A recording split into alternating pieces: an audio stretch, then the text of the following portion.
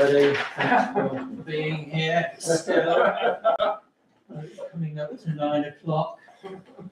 So this is the Sandwich Town Council Finance and General Purposes Committee of Wednesday the 17th of December. First up, have we got any apologies for absences? We have Councillor Marie has personal commitment, Councillor Carter has personal commitment, and P. Carter, Councillor D. Carter has a work commitment. Okay, thank you. Declarations of interest. Has anybody got any declarations of disclosable pecuniary interest in relation to matters to be discussed tonight? Yeah. Silent, no, thank you.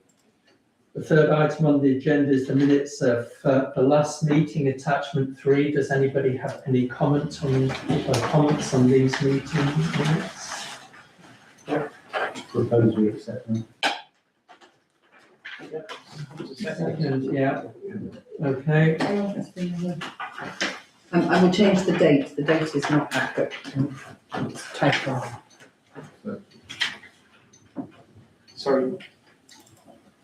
Yeah. Just going back to the agenda itself for tonight, it's a small point but important. The final two items are both 12. Oh, sorry. The last one will be 13 on the minutes. Yeah.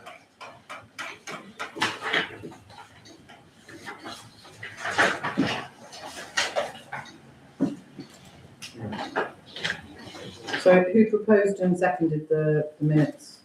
Council was proposed. Council Pennington seconded it. And we had a unanimous vote. Okay, thank you. So we move on now to the payment schedules and public participation. I see we don't have any members of the public in the room. Payment schedules, attachment 5A, 5B, 5C and 5D. Let's just go through these one by one and then maybe have a single vote at the end. Attachment 5A, any comments?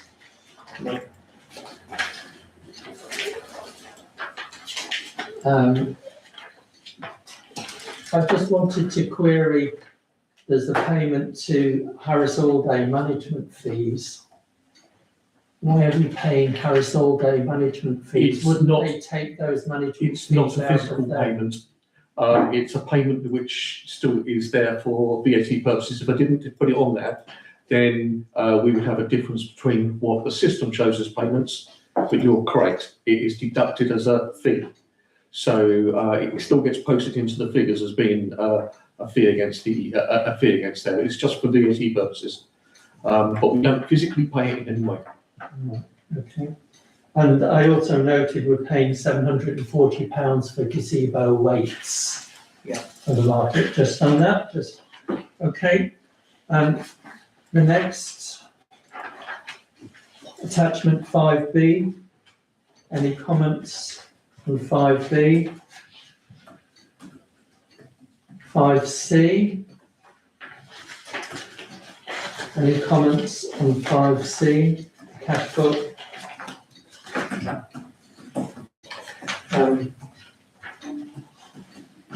And then, Yes, sorry, I was just going to mention, and I'll pick it up later when we talk about markets income. So 400/2 improved market income. So I'll pick it up later on. So this year we're showing the old market, the new market improvements to pay off the loan. I think for me that is a theoretical exercise now, but we can talk about that when we get into the markets. okay. All right. So are we happy then to approve these finance reports, A, B, C and D? Yeah. And then we'll come to the budgetary discussion, yes? Okay, a proposer please. I'll propose. Say, I'm happy to second. Everybody in favour, thank you. Okay, so if we come to the financial budget comparison, any comments on these?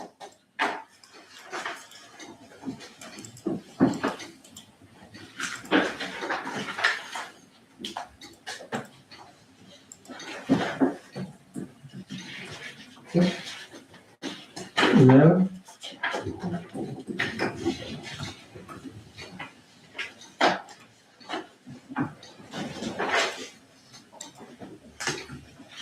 So, well, I've got kind of a couple of things, again, coming back to where I was before, talking about staffing.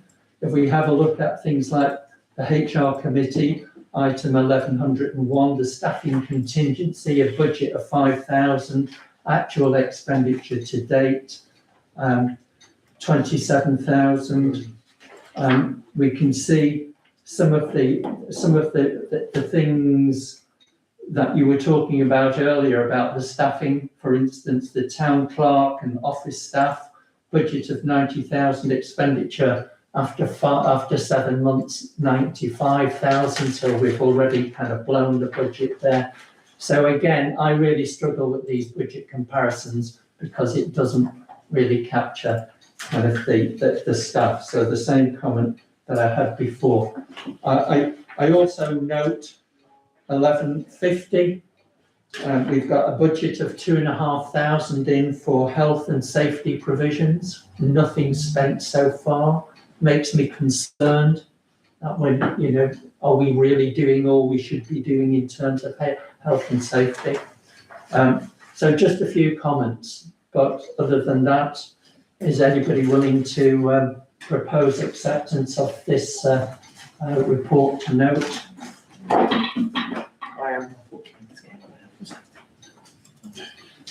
Okay, can we have a vote? Who seconded? Seconded.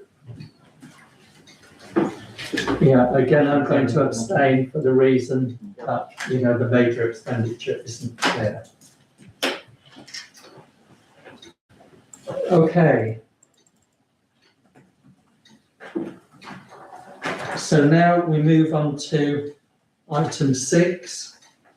So this is the priorities, terms of reference, status and action log as attached. Any comments on the table, the white table, the red, amber, green table?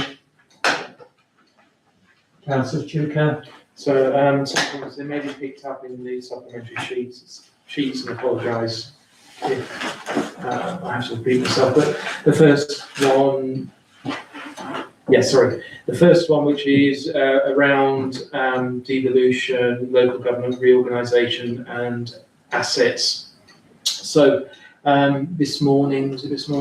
yesterday afternoon, DDC's position was confirmed to me in writing by David Parish, the head of assets. I've mentioned this before, but he's now written, because I did ask for him to put it in writing. He has confirmed no transfers will be considered until DDC understands the detail of local government reorganisation.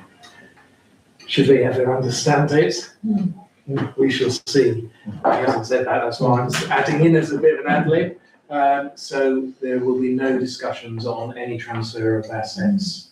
That's a simple answer, easy to understand. Yeah. So we can accept that, I suppose. But they do separately will want to have a conversation about the sandwich agreement, the Guildhall, and also the small pockets of land across there, which I've already been pushing on.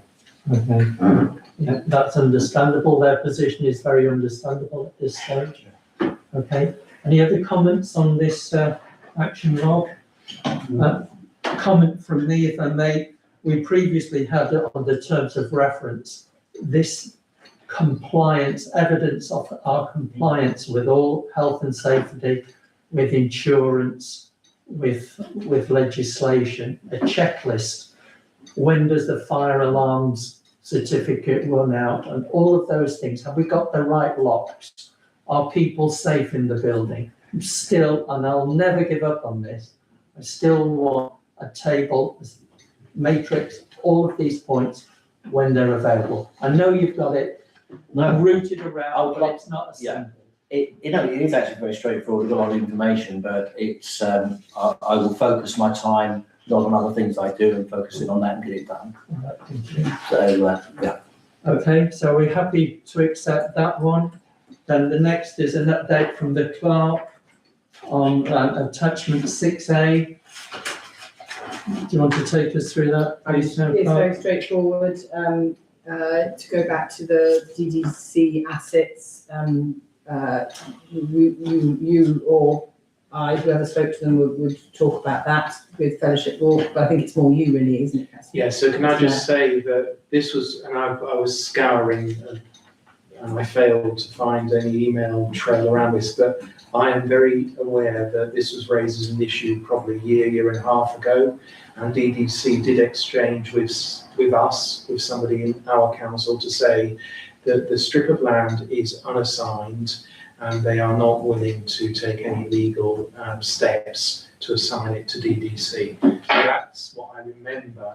This is a small strip of land that runs along the edge of the property land Fellowship or the land that's been purchased, and they are not, if I recall correctly, willing to investigate ownership and take title of it. So that's where it is. I just don't want us to be thrashing this one time and time again. Shall we complete it? Well, the question is whether we as a town council would want to acquire it. I don't personally see any value in that, but others may disagree. This is kind of a development. There's a strip of land Yeah. where the Paris where the fence finishes, was. then Mm. there's, and DDC, Rotary Club. yeah, and DDC used to maintain it, but they've now, it appears, stopped doing it. I think the concern was that there'd been some land grab by the developer, Yes. which makes it potentially possible for future development Yeah. behind the existing development. It's kind of an access route. And so it was felt that, we should do something, we should be absolutely clear where the boundaries are and so forth. I'll keep searching for some previous exchanges on that. The question, how wide is it? 60, 80 centimetres.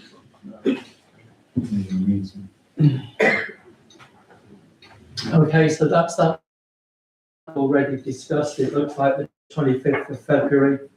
And the next one, pool of councillors to sign off payments.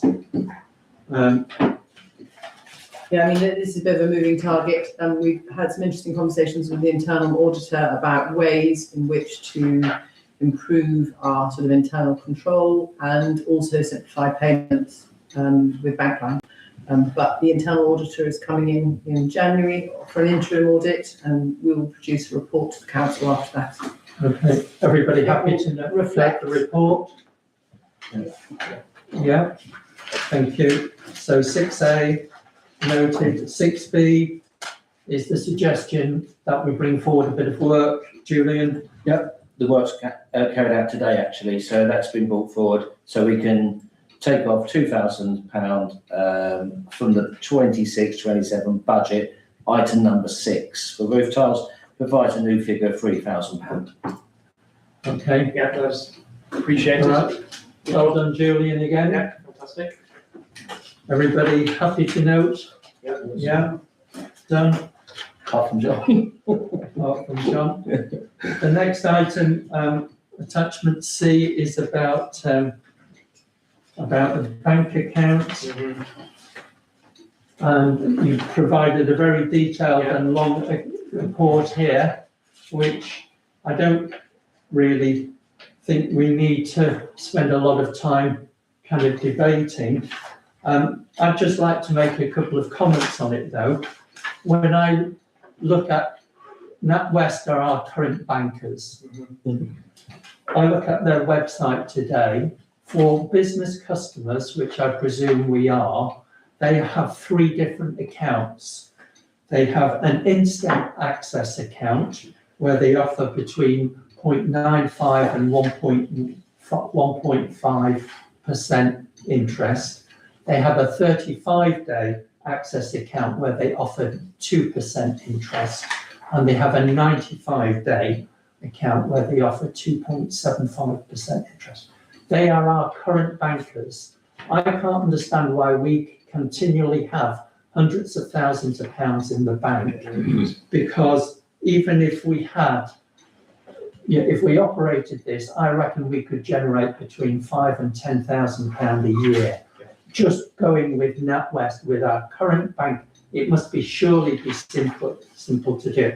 And I would also say that, you know, I've had a look at Brightlingsea, little old Brightlingsea. They've got instant access accounts. They've got a public sector deposit fund. We are way behind the times here, and I really urge you to do something. Look into it with kind of fresh eyes and with fresh vigour. And let's not procrastinate on it, but let's start making money for the council, please. Okay? So there were a number of recommendations in that. That's 5, 6. Six. I'm just wondering, Chair, if this is the time to be doing this, or, you know, I don't know about the RFO's workload, but there's a lot of other things going on just now. Is it best maybe to push this to a quieter time of the year? Well, what I'm suggesting is I think we should snatch a simple fix and open accounts with NatWest as opposed to lining up bank managers and bringing them in for a beauty parade and so forth. Okay. That's what I'm suggesting. Okay, the only reason behind obviously putting that there is obviously that that's probably the way that it should be done if we do bother to change, and I take on board what you say. The only, as far as even opening up new accounts with NatWest is concerned, it is still going to be a long process. It's not because of the ability of people to actually be authorised to make transfers to and from that account. That's one of the issues that is so contentious with NatWest. It is so difficult to set people up as authorised signatories. And this is nothing to do with myself, my findings. It's what my predecessor found, and it was reported. And I know that the previous town clerk said that it was an absolute. Took me over a year. Yeah, it's takes so long. And if the outcome of this is just to get some accounts opened up, then I'm happy to instigate that. And that's not an issue. It could have been done, as you say, 12 months ago, 6 months ago. The money should be working better. Or can we look at it in a qualitative way beyond agreeing the budget, i.e. it's a March, April activity, and do it properly, because quick fixes will still consume time for you now, but they're not quick to actually implement. So, yeah. But who's got the ball in court? The ball's got to kick it off. Yeah, you can do.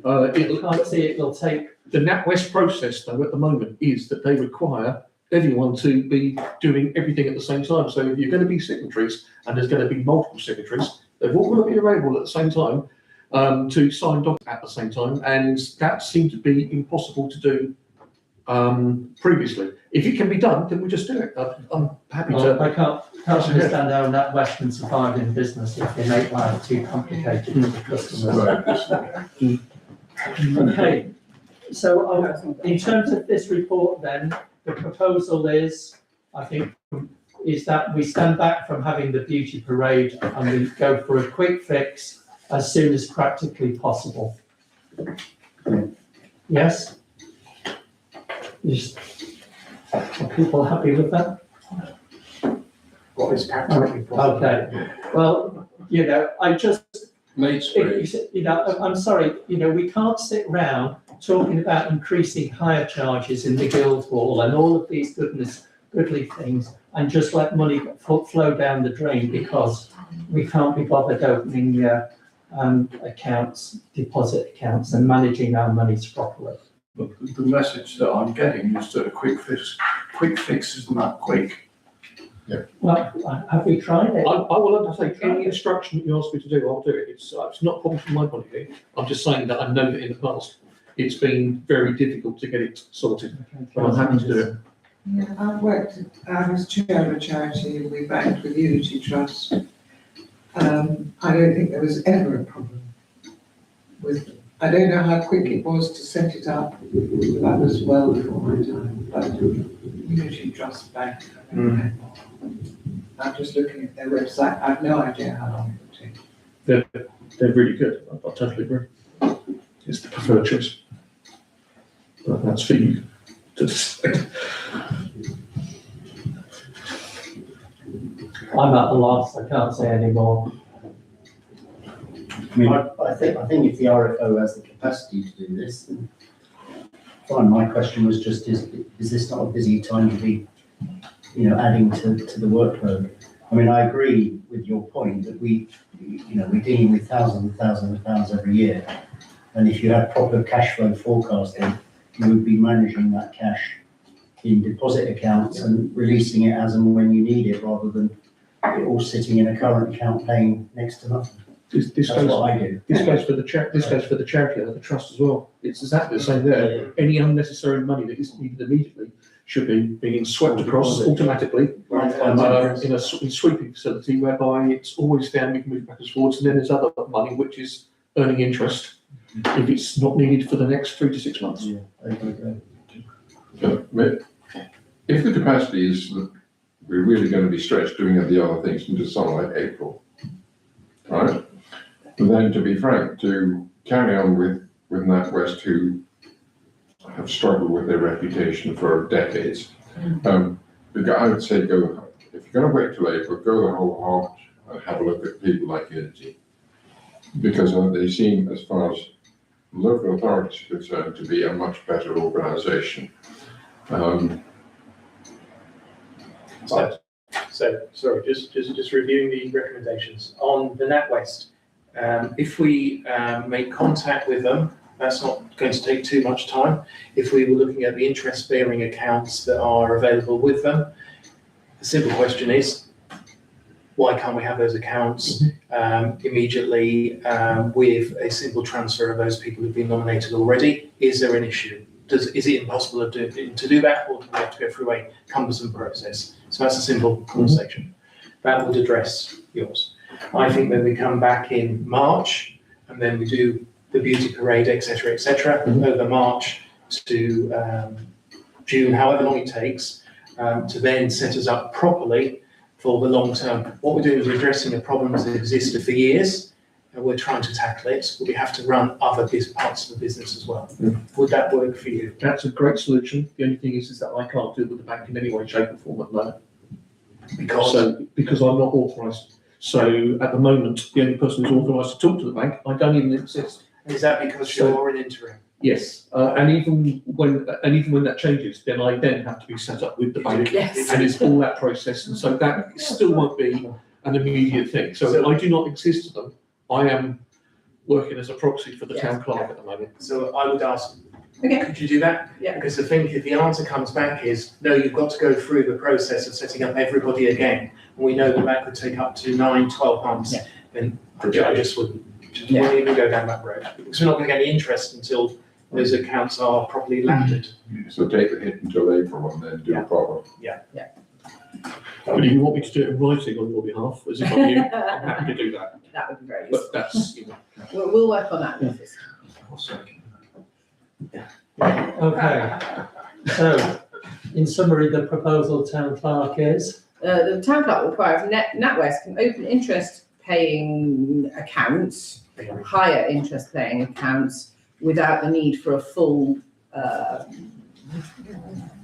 We'll just say we already have an established relationship with NatWest, with designated officers who will. I get it, I'll work, and if that can't be done quickly, then we will just go for a full review. okay. Everybody supportive of that? Great. So have you proposed? Councillor Chuka, Councillor Green. Okay, the next item then is another report from the Finance Officer about the market profitability. Any comments on this report? Yes. Well, I think the last sentence says it all.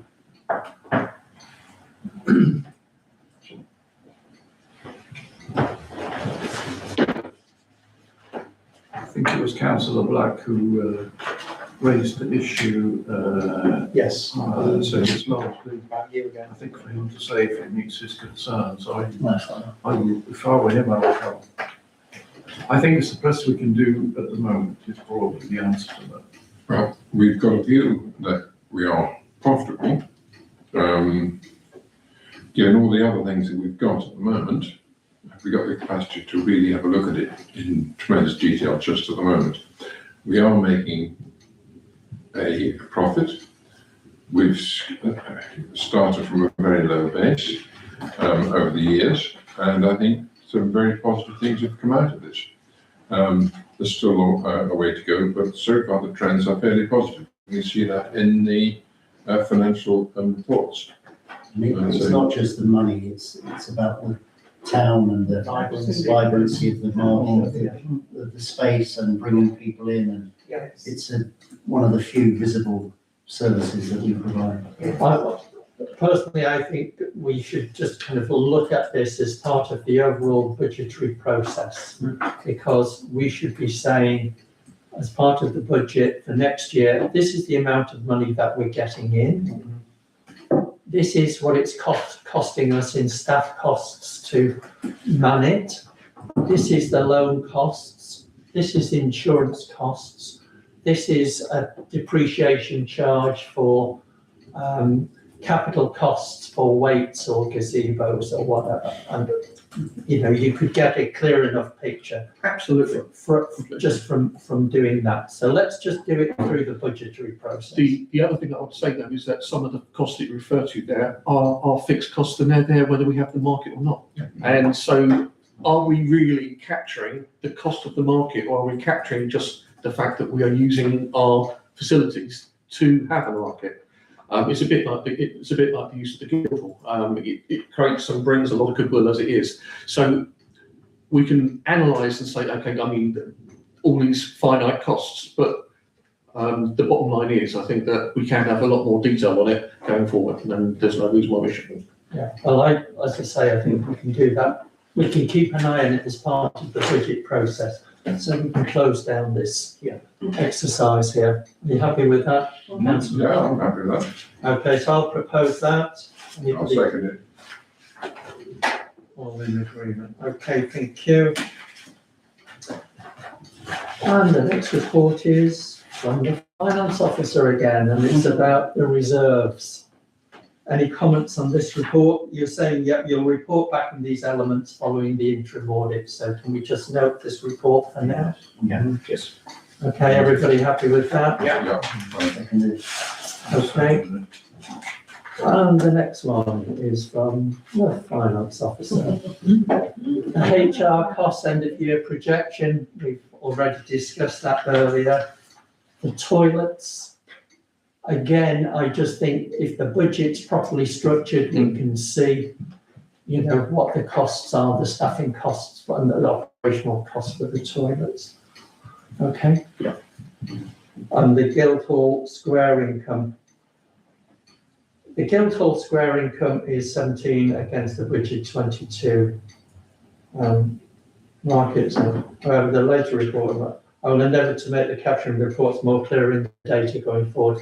Councillor Chufi, you've got a comment. Yeah, I've got a couple of comments. So firstly, there was a long-standing commitment under the previous administration that the forecourt would pay for itself through increased income. So that's a legacy commitment, shall we say. It's not legally binding on us, but when we started out as a council, we agreed that we wanted to show through encouragement from outside the council that the extra money that we were raising from the use of the forecourts. I feel that now 2 years into the council, that probably is a line that it must cause at least a small amount of extra work and probably causes confusion, because I'm not sure everything necessarily always gets allocated into the right line. My view is it's a line, and I might get some criticism outside this room, but I think it's a theoretical exercise. The forecourt is the forecourt. It generates income. We have a loan. We have to find more money for the forecourt to pay it off. I think it's a bit of an arbitrary argument about, well, that money was already being accrued by the forecourt. Go and get more money. We're trying our best to do that, and we are successfully doing it in a number of ways. So I would be asking that that's an additional line in the budget that shouldn't be there. It's the income from the markets is what we should be showing, rather than new income and old income, is my personal view. But when I look at the market income, it says there is 17k. But that doesn't represent, I think, any of the antique market income, which is including the Guildhall forecourt. Yes. Yeah, so that figure isn't right. The actual Mhm. Guildhall Square income is bigger than is showing in the budget. Yes. Okay. Because it's showing on the other side. Well, I think we are out to try and reduce complexity Yeah. in the reporting and the time that's taking, because there's a lot. So I'd be supportive of the simplification that you're saying. Okay, and I think everybody else we can agree and vote on that if necessary at this, or just accept it when we approve the budget. Yeah, I think. I would just make one comment, kind of going back to the relationship between the Tollbridge Fund and the Town Council. The lease for this, for the Guild, it's the lease for the Guildhall and the forecourt. So Sandwich Tollbridge Fund, sorry, Yeah, sorry, Karen. is severally and jointly liable, Yes. you know, and so, you know, in the jointly phrase, all of the income from the forecourt seems to be attributed to the town council, Yeah. but not to the Tollbridge. Because I appreciate the town council has taken out a loan, but that's, you know, that's, but you see what I'm saying? This is just another one of the complexities that make bringing it all together, you know, provide a little bit more logic and less desk work for all of the high levels of staffing that we've got. Okay. So we're happy to accept this report on the action log and move forward. I'll be printing an option B t-shirt when we go to our AGM. Yeah. So there's subliminal messaging. I'll Option have B. I'll have my Strictly Come Dancing outfit on. Folks, Sequence. well, come and have a dance about which option. Okay, proposed, councillor Green, seconded. Councillor Chuka. Okay, so that's all of those. So we're coming now on to the budget, are we? So great job. Yeah.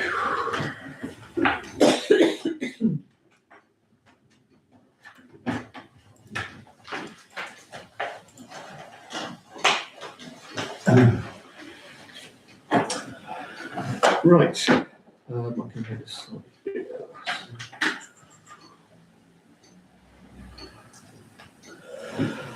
So again, exactly as before, following on from the last meeting, I've provided some notes just to show that the only changes that have been done to these figures have been what was agreed at the last meeting, the reductions. However, I will go through and just run through some of the information here because it was because I was asked some of these questions.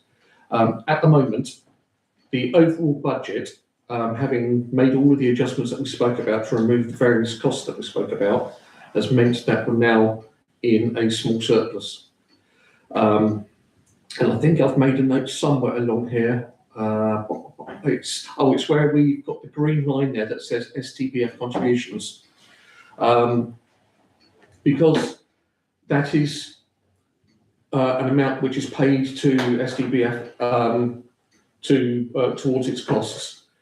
Technically, we could reduce that down slightly if we wanted to, and therefore that could have the knock-on effect of also reducing down the amount we're showing for the STBF drawdown. All I've done is apply the changes that we spoke about, but that is there is potential there, but it may be that other costs change. So I just wanted to mention that, 'cause I think it says it there on that green line. Can I just ask on that, is there any breakdown as to what the 136,000 is? No. It's just a historical figure that's kind of come. Historically, it was done because of what was required to make the other side work. So the monies moving between them were done for that reason. And I went back and looked at the previous workings, and that was the whole reason behind it. I thought it was done overly complicated, but that's why. So does that mean, John, in terms of the excess of, sorry, is it where I'm now wearing a simple, 14. simpleton's hat, if we were to say, for example, we would only take a contribution of 126, therefore we'd have an excess of 4,600 odd, and you could put 10,000 back in off of the drawdown, and therefore we can appease Councillor Green, who's opposite me, without impacting the STC budget. Am I being very simple? No, that is entirely right. The only thing that I would say is, do we want to, if we do agree the rest of the figures in principle, do we want to hold that until we know what the actual precept is going to be? Yes. Because that could go down. It's unlikely because it's been based upon the lowest projection, but it could go down, and in which case we might be able to We hit have that an 5%. opportunity then to. So we could do more, we could do less as a result of it, and that could be the one thing that we actually keep as a little pivot just to. I'd be very supportive of keeping it as a contingency, because we're putting together all of these budgets without contingencies. Yes. And I think, showing some contingency is kind of sensible. And if it's a contingency and the intent is to reduce that payment across to the Guildhall toll bridge fund and so forth, well then that can kill the two birds with one stone. That's a really valid point. It's actually one of the points that I raised earlier when we were talking about the maintenance budget, because I knew that we had this discussion that we could move some of the maintenance costs forward. Now, there's two things there. We might exceed our budget for the current year by moving those costs forward, but we will have to deal with that when we get to it if that actually happens. But I thought that we could leave it in as a contingency, because I think that the buildings is the one thing that could fluctuate up and down so easily, and something could happen. There could be a storm, and we just have to spend a lot of money repairing it, and that would be the ideal thing to have a contingency sitting against. But hopefully that might still be there in the pot if things go okay and we don't have any disasters or anything going wrong. I don't want to use the word disaster. If we don't have anything going wrong. But it would be good just to hold this back and just to look at if we can improve what we move across once we know what that precept is. And Right, so the proposal is we accept this, then do we? We're just taking 10,000 out of the STDF contribution and holding it as a contingency. Yep. No, I think what we do is if we sign this off this evening to go forward, we leave it as it is, but we're earmarking the fact that once we've got the precept money understood, there may be some flex in that. if we have nexus, we then move it across, because it gives us that flexibility. Right. And it should be more. We don't need to be making a profit here. We want to reduce down the overall burden across the board. Right. And I'd like that flexibility if we can keep it. Okay, so are we all happy with that proposal then? We stick with the one. Sorry, is it, Colin, did you have a comment on the budget? Yeah, just the presentation of this we need to be careful about, because the precept's going up by 9%. Nine? Council tax 5%. No, it's 5%. What you're looking at is the overall increase. If we go to, sorry, if I drop into, 330 to up to 360, Yeah. 9%. I understand what you're saying. But the council tax increase is 5% because the tax base is increasing. So So we need to present that. Let John just explain. It's an extra £7 a week for a bandy, a year for a bandy. yeah, so this is the precept calculations here. I agree that the overall contribution is 9%. I completely agree with that, and that can be confusing. If we look at what happened from 2024 to 24-25 to 25-26, it went up by 9.5%. Yeah. On that, the actual amount that was paid went up from 301,000 to 313. That's 9%.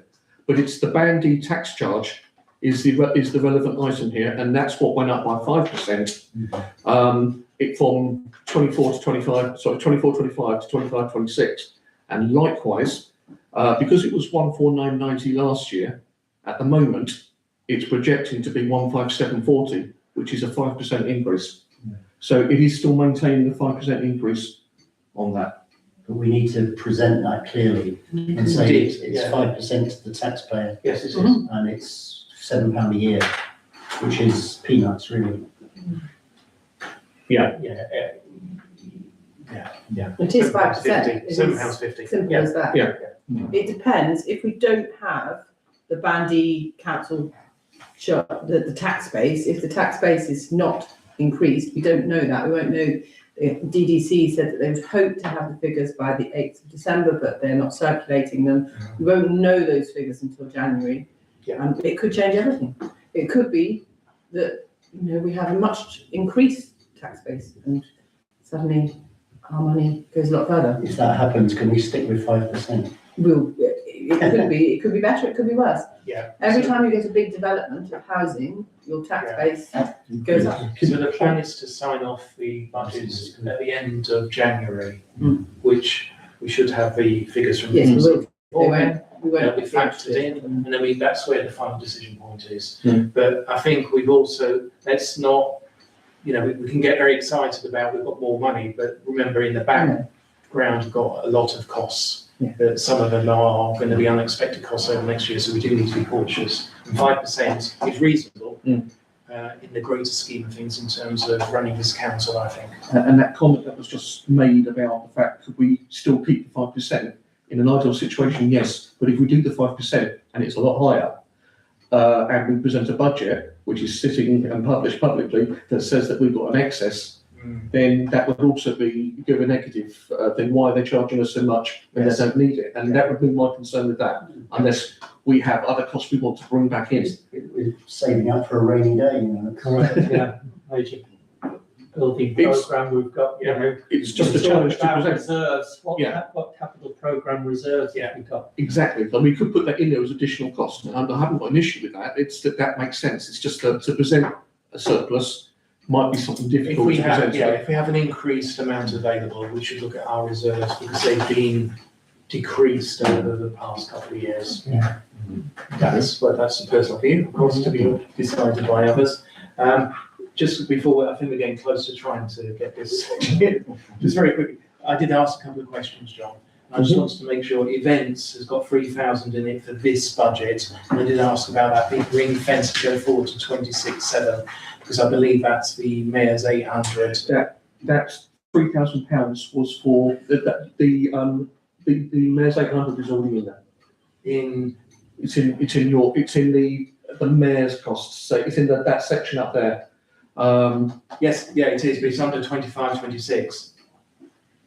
No, the 3,000 you're referring in 25, 26, that was money that was set aside for the VE day and leave to land. Oh, was it? Okay, Yes. So where would I find, sorry, this is very personal and parochial, but. I didn't realise that it should be shown there, but it's showing in the 17,800. yeah, 17,800. That's fine, that's all right. Yeah. Okay.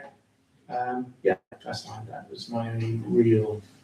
Yeah, I did ask you a couple of questions, and some of them leaped up quite a bit, but I assume they've been informed by the property manager.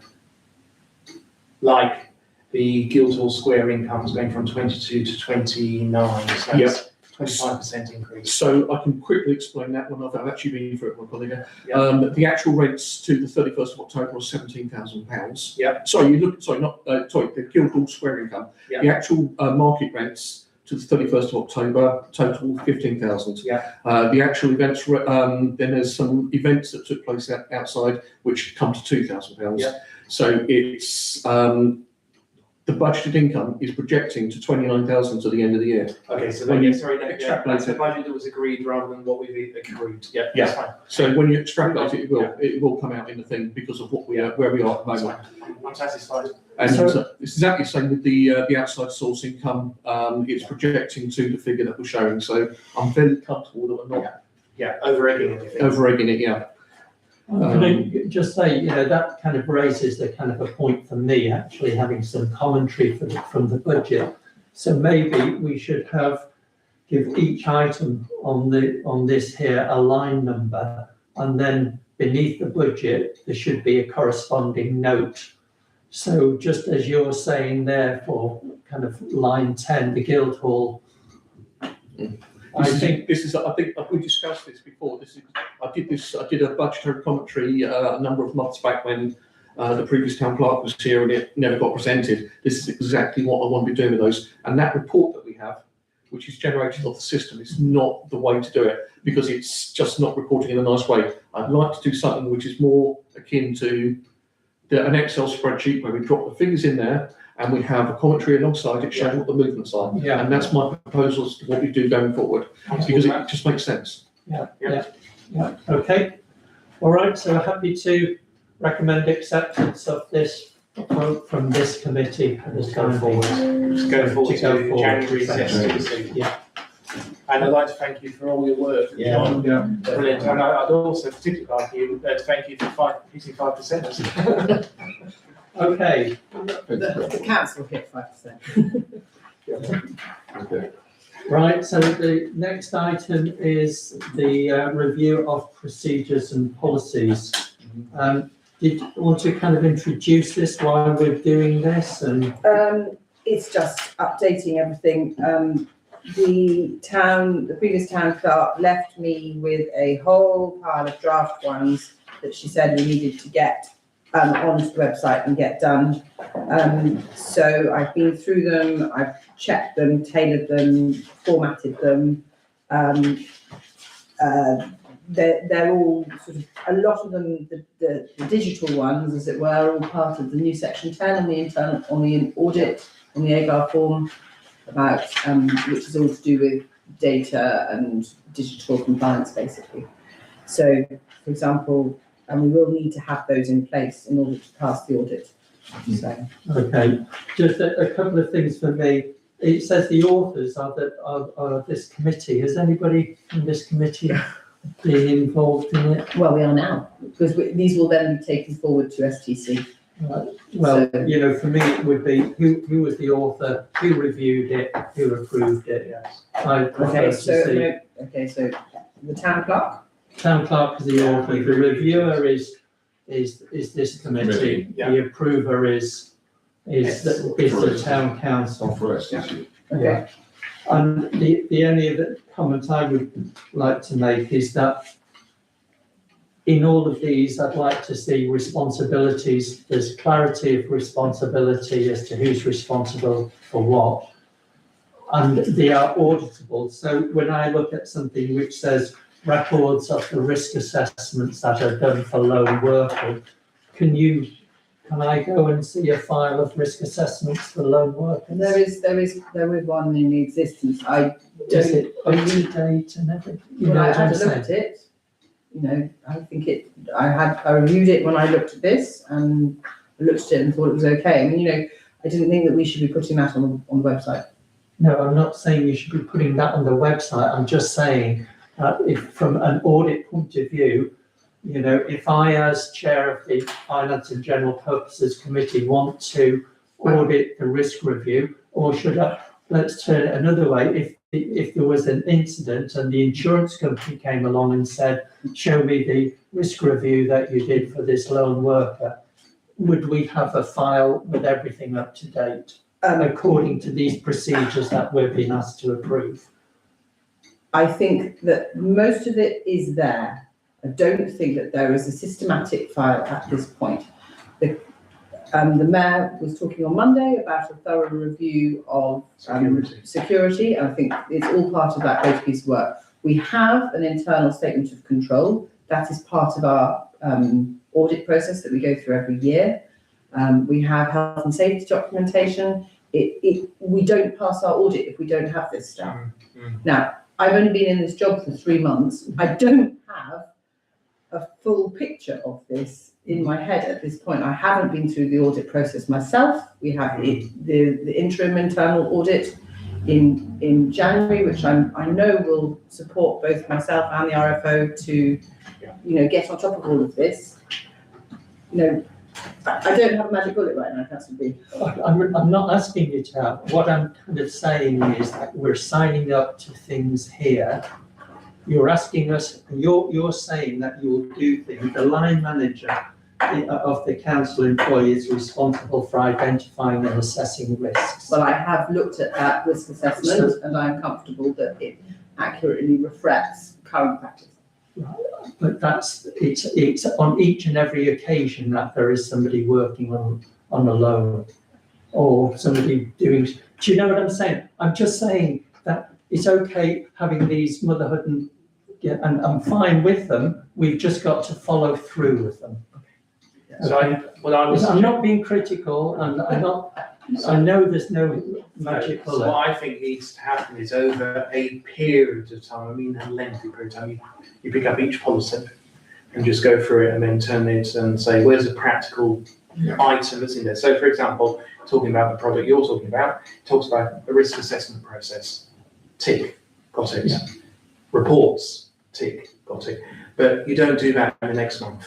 No. There's 12, however many policies there are, it's over a year. You actually pick each of them up and you'll be doing the stuff in any case, but you then just take time out to validate that all of the blocks that sit below a policy. It's fine having a policy, No, I agree. but if it's not in practice, it's not Absolutely. fine. So do you not want to look at these policies until? No, I'm happy, I'm personally, no, I've looked at them. I've read them. Yeah, I've read them. I've just got one Yeah. very small comment. Yeah, go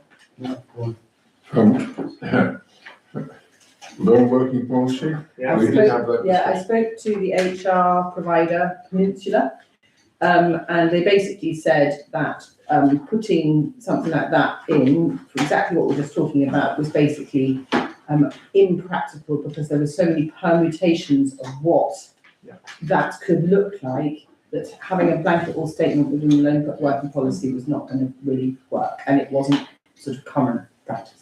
I understand that, but some people try to confuse it by saying we're talking about checking people at home. No, We that's never- not, we that's never not what were. they said. And that needs to be nailed down firmly. Okay, then fine. So the professional advice is, it's not practical to put it in. It's not common practice, and it's not practical. And that's right, because I said that it wasn't something that is, from my experience, would be done now, but in terms of having read the loan working policy, it reads fine, and there is still an onus on the individual to make sure that they're working securely, I but then think there's also that an is all onus on part of you. this security yourself. review that you've requested. Yeah. We've been looking at the lone worker device that supported, Ken, sorry, not Ken, the warden. Yeah. He's not using what's provided, he's using what's rewords, so the whole thing needs to be refreshed. I think actually you covered it fairly well under 7.1F. Monitoring of loan working policies is in place to ensure the control measures identified in assessment are being adhered to. That's as long as it's a piece of string, and I'm happy to live with that. I just had one very small comment. It was on the request for information policy. It talks about making a request. Request for information must be made in writing, but it doesn't say to whom to. So I think it would Okay, be, yeah, that's a good it point. would be worth putting that in there. And then the other one was the whistleblowing policy. It doesn't really touch on an anonymity in terms of how we. Easy for me to say. Whistleblowing is really complicated, Yeah. because of, it's a bit like sort of making a complaint. It's very difficult to remain anonymous. If you're going to whistleblow, really, the whistleblowing policy needs to state that there should be no penalisation for I agree with whistleblowing rather than the anonymity. Yes. Did not all policies say would not accept anonymous complaints? Indeed. That's complaints, not whistleblowing. Oh, sorry, Whistleblowing is there's a legal Yeah. aspect to whistleblowing. Yes, of course there protection is. and all that. Yeah, and I just on that, for me, in certain places, these policies go into a personal term, you shall, if you type of thing, and for me, they shouldn't, but it's a minor point. These policies were all taken or tweaked from governing bodies. It could be CALC, it could be wherever. So I'm afraid I'm not a policy writer, I'm a policy amender. Yeah. So And that's fine. I'm only taking what other better, braver people have given me. So if you could make just that small change, but I'd like to propose that we support these Yeah, and that they go forward for STC. Sorry, could you just say again exactly what it was, because I need to, It was on the, Whistleblowing. whistleblowing, well, yeah, just have a look at the anonymous reports. So, anonymity and whistleblowing. there is guidance out there. And it isn't that, you don't have to give your name, but, because it's not mentioned. Yeah, I'll look at that. Yeah, and then the earlier comment, which was a simpler one that I said about who the report goes into for request for information. Yes, request from it. Have we just second that, commonly accepted? On block, yeah. Yeah, recommend them to STC to adopt. okay, we're happy to move on. Yeah. So, first item 12 is the Toll Bridge Charity Compliance and Council Efficiency Paper that we previously discussed earlier. I think we've got a clear strategy there. It's going to go to the trustee. Yep. It also needs to go to the council at Can we some just stage. propose that the same wording that was agreed earlier is agreed now, Yeah. Yes. whatever it was? We did So as will you it said. be discussed by the council before the end of February or by the council after the After the emergency? EGM. It has to be after the EGM, doesn't it? Okay. Because the trustee has to accept. Hopefully, it shouldn't need to be discussed at too great length, given that the cohort is the Yeah, same. we can't read We're that. wearing different hats, wearing different hats. Absolutely. Red, one's got a red one and one's got a green one. There we go, that's what I do hats. Okay. So we're clear about the action there. Thank you. So happy to accept that? Yeah. All right. So proposal, I proposed, and Councillor Wiles, I think I proposed. Councillor Wiles proposed. And I'm happy to second. I clarified. Okay. And so that the next meeting, item 13 on the agenda, Wednesday, the 21st of January. And with that, let's close the meeting, and it's, what time is it? Nearly 10 to 10. Close. Thank you, everybody. Thank you.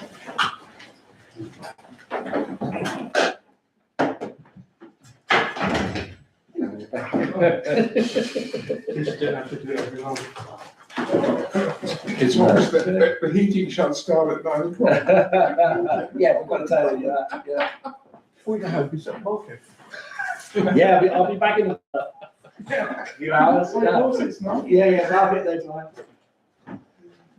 the website is loaded up with the museum manager role, and Brilliant. also I've done all the adverts today, so, Did Lester send me any suggestions at all? sorry? Did Lester send any suggestions?